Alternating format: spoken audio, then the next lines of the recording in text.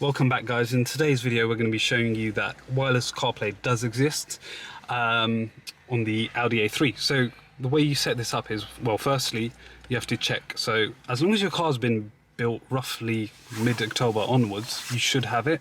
But a good way to check is if you go and look at your system settings and have a look at the version number that you're on. So going into the version information, what you want to be on is basically a snapshot of at least May 2020 or later. So on my own car, for some reason unknown to me, I've got a older version, even though my car was built 3 weeks earlier. So my car doesn't have wireless CarPlay, but this one does.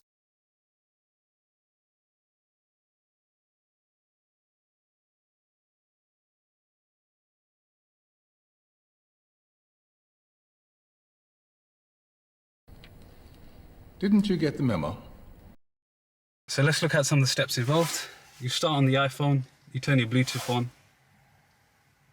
and then you're looking for your Audi MMI to pop up, basically. So that's going to take its time searching. You click it once it's found, and there you go, it's come up with a pair code. And so you just press the pair button, choose whether you want to sync your contacts,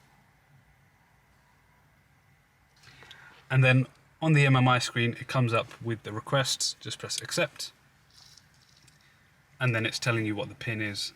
Give the MMI a few seconds,